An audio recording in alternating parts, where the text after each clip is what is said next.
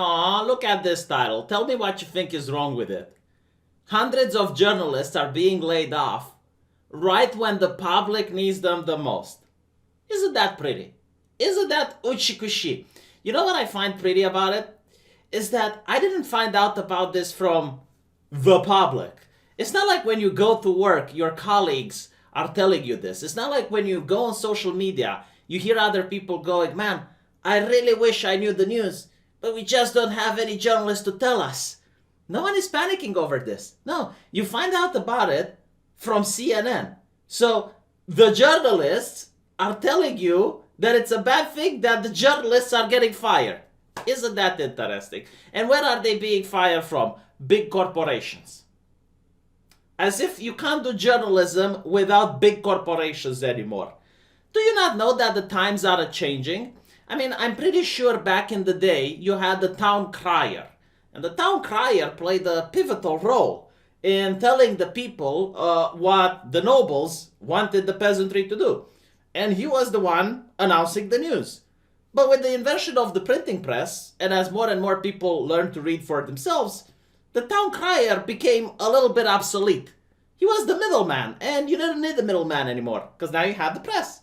Well, nowadays we have social media. If you look at what a BuzzFeed employee does, very similar to what I'm doing. He goes on the Twitter, takes a couple of quotes, and then writes an opinion piece about what he feels and thinks about those quotes. I can do that. What do you need the BuzzFeed journalist for? You know what's going to be really amusing and funny? You're going to see a lot of Carlos Mazas nowadays. People that were writing articles saying, oh, YouTube is this hotbed of extremism, we need more censorship. Crack down on it. Demonetize this, demonetize that. And now the same people, like Carlos Maza, who are getting fired, have no place to go. Where do you think they're going? Oh, on YouTube. And now they're going to have to be next to me and other people suffering the consequences that they have created. This could have been a very lucrative business. And for some people it was. Take Bob Chipman, for example. When Bob Chipman got fired, he started his YouTube channel and became quite famous. Had a little Patreon. I am willing to bet Bob Chipman was doing far well as an independent than sucking the corporate cock for whatever company he was working on. Nowadays, not so much. If you're a YouTuber and you're not affiliated with a company, oh, you're going to get demonetized, you're going to get hidden by the algorithm, pushed down when people are using the search function in order to find you. You're going to get all of these beautiful things that you have helped create. I never understood why people suck up to journalists the way they do. I read some books from before World War II about Romania, and Romanian writers especially. Journalism was never viewed as a decent profession. Most writers used to be journalists, but it was like a stepping stone before they would start writing their books.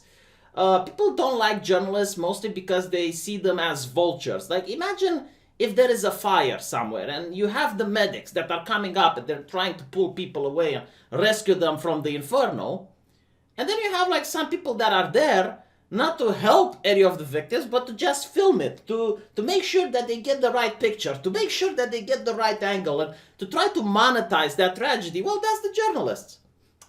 This narrative that it's always Trump that is insulting the journalists and people are losing faith in the media. No, people are losing faith in the corporate media. There's a lot of independent journalists and small-time magazines that people still appreciate. And journalists chose to become so politically invested and to just share their thoughts on the Twitter. Like, there was a time when people didn't like Fox News at all. And you didn't see anyone else complain about it. You didn't see, oh, Obama caused people to not like Fox News. No, they went incredibly religious. They went incredibly theocratic, and they lost the plot. A lot of people who didn't identify as religious didn't like Fox News anymore. And now a lot of journalists are pitching in with the other politics. So if people do not agree with that politics, well. But anyway, like the role of the journalist, I just don't see it. I do not see it. We have social media. We live in a world where literally anyone can whoop up a smartphone and film something that's going on, put it on the internet for millions of people to see. Why the need of a journalist? Oh, to give me his opinion. Why? Is the journalist smarter than me? Like, What makes a journalist have a more educated opinion than other people that are grown-ass adults? Surely some people might have the wrong opinion, but since when did we decide as a society that we need to be educated and lectured by a group of journalists? No, do you know who decided this? Journalists decided this. Because they realized that if they work as a class on the Twitter and they cover for each other and they start setting the narrative and they try to pressure social media to have terms of service that makes it advantageous for them but disadvantageous for independent journalists, then they're going to be the priestly class, the cathedral of wokeness, as they're being called on the internet. Well, that time has come to an end. And you know what I hate the most about it? I really hate that it has come to an end during the virus, so they can blame it on the virus rather than their own personal failure. Because as I read through the article in CNN, they say 2020 was supposed to be a year for the digital media where publications such as BuzzFeed and Vice would earn a profit. Do you know why they say they would earn a profit? Because last year they have fired thousands of journalists. They already cut down on their staff last year. Last year there wasn't a pandemic. There wasn't any virus last year. So after they decided to fire a lot of the people, Carlos Maza included, they were like, okay, well, now we're going to make a profit. So I still doubt people would have read their stuff. They are so afraid of their readers that they close down the comment section. Can you imagine that? Just how afraid and scared of your personal readers you must be that you decide to close down the comment section, which existed for years. For years. Like if you were to tell me back in 2010 that websites will have the norm in not having comment section, I would not believe you. But nowadays it's the norm. Almost every single mainstream media does not have comment section. So they're saying, though we were on track to be profitable, the impact of the virus on the global economy will almost certainly cause the company to lose money, even as we take control of the action. This is my favorite one from BuzzFeed News, just to understand why their opinion is so low IQ. Personally, I'd rather lose money than lose colleagues. Why not both? Why not both? What do you think happens when the economy collapses? This is something that I keep noticing. A lot of left-leaning individuals and some from the far right constantly saying, the economy isn't important. Human lives are important because, you say something that's low IQ, but it sounds good. It sounds empathetic. I mean, he cares about human lives. Do you dare to disagree? Well, if you disagree, then people will die, so you're a monster. Okay, let's talk a little bit about human lives. What will save human lives now? A vaccine. What saves human lives now? Doctors. Perfect. What happens when the economy collapses? No vaccine, no doctors. There are very depressing videos going around from Italy. I read this in a Romanian article today with an entire family breaking the quarantine, being desperate that they do not have any more food or money into their house. Now, some people might say, well, why didn't they prepare for it? Well, not everyone figured out that this is going to be the year of the pandemic. So, it's the same low IQ saying, why didn't business prepare for this? I really love it. You go to a person that survives paycheck to paycheck and you tell them, why don't you save up for a rainy day? This is the thing where you say something just to say it, you feel the need to open your gums, to flap your gums a little bit and say something, and yeah. So go to the companies, go to the airline companies now. Why didn't you save up for rainy days? Why did you? It's the same stupid argument. This family, right? They were employed before this. The quarantine happened. They both got fired, and now there's no more money for food to feed their kids. So they were out, asking for 50 euros.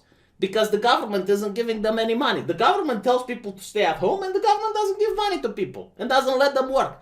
This is something that I don't understand, okay? Because a lot of people say, well, it's socialism, it's free handouts. It's the government is the one that tells people to stay home. If I commit a crime and I am sent to prison, the government gives me food. It's not a handout. When the government feeds the prisoners, it is not a handout. All right, you understand this? Are we, like, if you're locking people somewhere and they can't travel and they can't work and they can't make money, you need to feed them. Otherwise, it's inhumane. It's torture, cruel and unjust. So you have like these people that went on the street asking for money because they're desperate. Now this is month one. I'm going to see what happens if this thing stays a little bit longer. So this is what I have to say to people that are like, I would rather lose money than lose colleagues. Why not both? Are they mutually exclusive? Like, what do you think is going to happen in 2 or 3 months if this thing still keeps going? You're going to have massive unemployment, and on top of that, you're going to have the flu Macarena. The flu Macarena doesn't have to stop. Hopefully I'm wrong, but still, like, I am willing, no, just to make it clear, all right? Just to make it 100% clear. I'm not saying the quarantine is bad. I'm not saying the quarantine is good. What I am saying is, if you want to have an intellectual conversation, have an intellectual conversation. Just stop it with, oh, human lives are more important than the economy. Okay, that is for the kindergarten, all right? Like that is for the people that are like, are you? If you are, then use that argument, all right? Normal, healthy people realize that human lives are dependent on the economy. If the economy collapses, no more hospitals, no more police, no more fire department, no more nothing.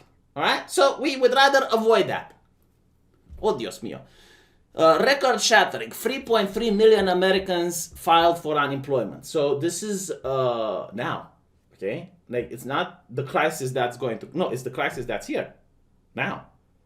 If this ends tomorrow, 3.3 million Americans are unemployed. That is horrible. That is bad.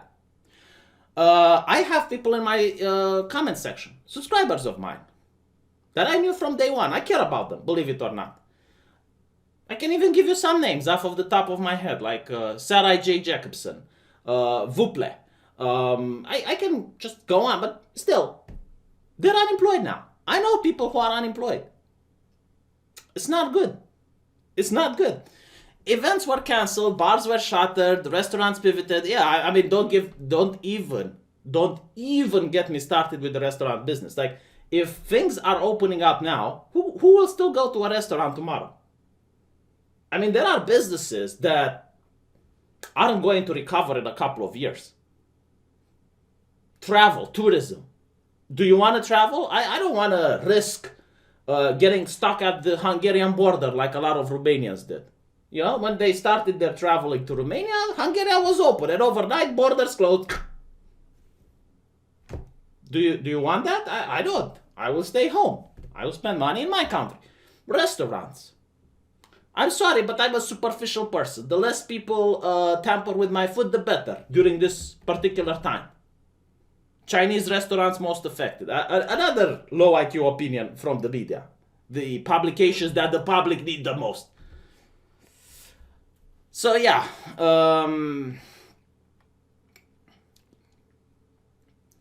this is why I do not care, because in a world where all the business are being affected, I have a limited amount of empathy. I can't care about everything, you know, like it's limited. Short supply. This is why my empathy is valuable, because there is high demand but short supply. And I have empathy for the working class. I have empathy for the people that are laying bricks. I have empathy for the people working in the factory. A lot of empathy. A lot. Like, most of my empathy goes to the people working in the hospital and the police right now. These are the people that just are sucking up most of my empathy. My subscribers as well. A lot of empathy. If the only way I would care about a journalist is if you're a subscriber of mine, then I care about you. Okay? But I don't have empathy for the journalists. I'm sorry. And by the way, learn to code, that's gone. That ship has sailed. Learn to code doesn't exist anymore because there's so many people that have done it up till now. It's already a closed market. Like, literally everyone and their mother knows how to code at this point. And if you haven't got it on that ship, learning to code is not available anymore. Learn to YouTube. Learn to YouTube, you know, and suffer like I suffer every day. I suffer every day. It's like, oh, this video got demonetized. Oh, this video did not get, my subscribers did not get notifications of this video. Oh, look, Tucker Carlson coming up next.